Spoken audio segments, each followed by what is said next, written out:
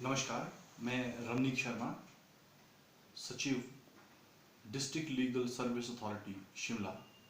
आज आपको पंचायती राज एक्ट के बारे में जानकारी देना चाहूँगा। आप जैसा कि आप लोगों को विदित ही है कि हमारा देश एक गांव का देश है। हमारे देश की बहुत बड़ी जनसंख्या गांव के अंदर रहती है। गांव भारत की आत्मा है। हमारे राष्ट्र पिता महात्मा गांधी जी गांव को स्वावलंबी बनाना चाहते थे। उनका मत था कि अगर गांव स्वावलंबी होंगे, अपने फैसले खुद करेंगे, तो ऐसे में जो ग्राम पंचायतें हैं वो देश के उन्नति में एक महत्वपूर्ण भूमिका अदा कर पाएंगी। इसी कड़ी में हिमाचल में भी पंचायती राज एक्ट का गठन हुआ, जिसमें समय समय पर अमेंडमेंट्स की गई। पंचायती राज एक्ट में दफा 2 में जो ये प्रावधान है कि पंचायती राज एक्ट पूरे हिमाचल पर लागू होगा, लेकिन ये एक्ट वहाँ लागू नहीं होगा जहाँ पर म्युनिसिपल एरियाज हैं, जहाँ पर म्युनिसिपल कमेटी इत्यादि हैं और जो वहाँ कार्य करती हैं, वहाँ पर पंचायती राज एक्ट लागू नहीं होता है। इसे दूसरे शब्दों में ऐसा समझ सकते हैं कि गांव के अंदर पंचायती राज एक्ट लागू होगा और जो म्युनिसिपल एरिया है वहाँ पंचायती राज एक्ट लागू नहीं होगा। इसी एक्ट के चैप्टर 2 में ग्राम सभाओं का वर्णन है। दफा 3 में प्रावधान है कि 1000 व्यक्तियों से अधिक और 5000 व्यक्तियों से कम जनसंख्या पर एक या एक से अधिक ग्राम सभाएं होंगी। अब मान लीजिए कोई ग्राम सभा है और वो जनसंख्या की बढ़ने की वजह से एक नई ग्राम सभा बनती है, तो उसके ऑफिस बीयरर्स पर उसका क्या इफेक्ट पड़ेगा? तो उसके ऑफिस बीयरर्स का कार्यकाल खत्म नहीं होगा। इसके बाद दफा 5 में मीटिंग्स का प्रावधान है। ग्राम पंचायत को बहुत सारे फंक्शंस करने होते हैं और उन फंक्शंस को करने के लिए ग्राम सभा को बार बार मीटिंग करनी पड़ती है। वर्ष में जनवरी, अप्रैल, जुलाई, अक्टूबर माह में 4 मीटिंग्स करना ग्राम सभा को अनिवार्य है। प्रधान की ये ड्यूटी है कि वो इन मीटिंग्स को करे। यदि किसी वजह से ये मीटिंग नहीं होती है तो जो भी इसकी प्रेस्क्राइब्ड अथॉरिटी है वो 30 दिन के अंदर अंदर इस मीटिंग को करवाएगी। ऐसा एक्ट में प्रावधान है। अब मीटिंग नहीं हुई तो ऐसे में टोटल जो उसकी बॉडी है उसके 1/5 सदस्य या 1/5 जो उसके लोग हैं, वो लोग इस मीटिंग को रिटर्न में एक रेजोल्यूशन पास करेंगे, रिटर्न में एक रिकमेंडेशन देंगे कि ये मीटिंग कराई जानी है। उसके बाद इस मीटिंग को कराया जाएगा। ये तो रही ग्राम सभा कैसे गठित होती है। ग्राम सभा मीटिंग करेगी, उसके ग्राम सभा के अपने एडमिनिस्ट्रेटिव फंक्शन हैं। अब हम आते हैं ग्राम सभाओं के जुडिशियल फंक्शंस की तरफ। ग्राम सभाओं के जुडिशियल फंक्शंस भी हैं। ग्राम सभाओं के जुडिशियल फंक्शन के बारे में बात करने से पहले ये जानना बहुत ही जरूरी है कि ग्राम सभा की जो फंक्शन हैं वो शेड्यूल 3 में प्रेस्क्राइब्ड हैं। शेड्यूल 3 में कौन से उसके जुडिशियल फंक्शन है, क्या समाहत के मामले हैं? वो जो समाहत के मामले हैं वो हैं अपराधों से संबंधित।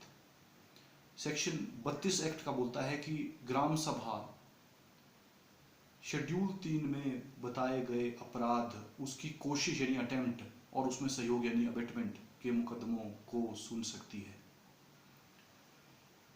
अब कोई मुकदमा कोर्ट के पास है और कोर्ट को ऐसा लगता है कि ये मुकदमा जो है ये तो पंचायत में दाखिल होना चाहिए था, वहाँ दायर होना चाहिए था।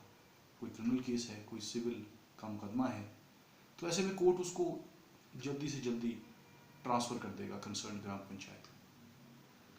ग्राम पंचायत में मुकदमा चला गया है, ये ग्राम पंचायत में मुकदमा कोर्ट की तरफ से गया या उसके पास पुलिस ने कोई केस फाइल कर दिया या कोई कंप्लेंट है ग्राम पंचायत के पास या कोई दीवानी छोटा मोटा कोई मामला है।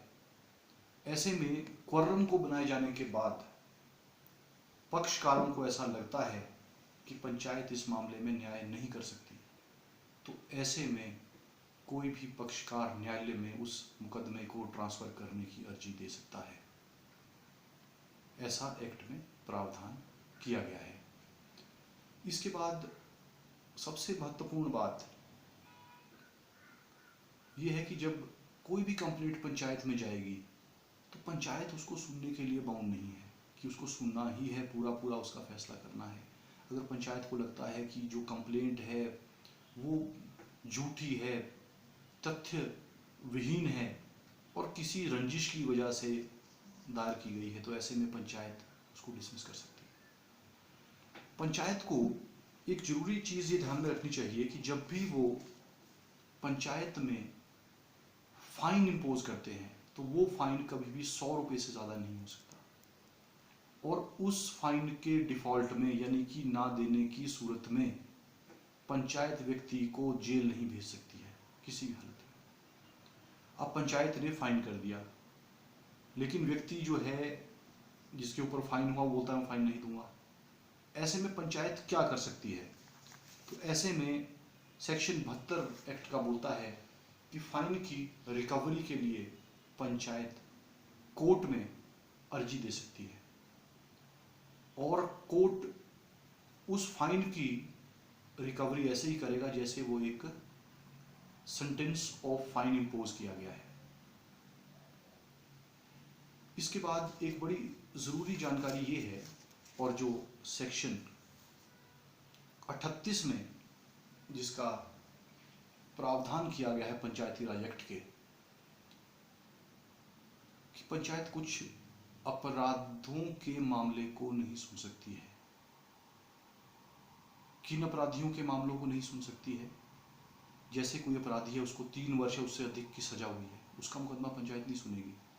कोई व्यक्ति है, उसको गैम्बलिंग एक्ट यानी जुआ खेलने में, जुआ खेलते हुए वो पकड़ा गया, उसमें कोई कन्विक्शन हुई, उस मुकदमे को नहीं सुनेगी। सिमिलरली 379 IPC चोरी के मुकदमे में कोई कन्विक्ट है, उसके मुकदमे को नहीं सुनेगी। तो इन मुकदमों को पंचायत नहीं सुनेगी, और इस तरह के मुकदमा आने पर वो कंसर्न कोर्ट यानी उस इलाके में जो न्यायिक दंडाधिकारी होते हैं उनको एक अर्जी के माध्यम से सारी बात का ज्ञान कराएगी, बताएगी कि ऐसा सा मामला है और हम उसको सुन नहीं सकते, क्योंकि सेक्शन 38 में पंचायत इस मामले को नहीं सुन सकती है। उसके बाद सेक्शन 39 में एक बड़ा महत्वपूर्ण प्रावधान है कि यदि पंचायत को मुकदमा सुनते समय व्यक्ति छूट जाता है, ऐसा लगता है कि उसके खिलाफ एक गलत मुकदमा दायर किया गया था जिसकी वजह से वो एक्यूज्ड की तरह पंचायत में आता रहा, तो ऐसे में पंचायत कंपनसेशन का ऑर्डर कर सकती है।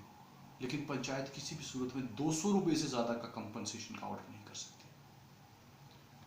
सेक्शन 74 पंचायती राज एक्ट का ये बोलता है कि जब भी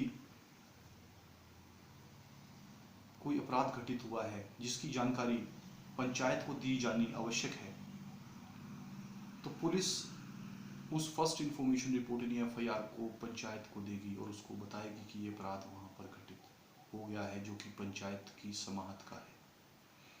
पंचायत का कोई भी फैसला सब्जेक्ट टू अपील है। इस अपील का प्रावधान दफ़ा 67 में है। पंचायत के किसी भी ऑर्डर के खिलाफ अपील 30 दिन के अंदर अंदर की जानी चाहिए। अगर 30 दिन के अंदर अंदर अपील नहीं हुई तो सेक्शन, हालांकि उसमें कंडोनेशन ऑफ डिले का भी एक प्रोविज़न है, लेकिन अगर उसकी अपील ही नहीं होती है तो दफ़ा 68 के अंदर पंचायत का फैसला अंतिम माना जाएगा। पंचायत जब भी किसी मुकदमे को ट्राई करे तो हमेशा ध्यान में रखे कि शेड्यूल में किन मुकदमों का प्रावधान है जिनको पंचायत सुन सकती है। पंचायत अपने समाहत वाले मामलों को ही हमेशा सुने, और कंपनसेशन और फाइन का ऑर्डर करते हुए जो दफ़ाएं मैंने अभी बताई हैं उनका ध्यान रखें। धन्यवाद।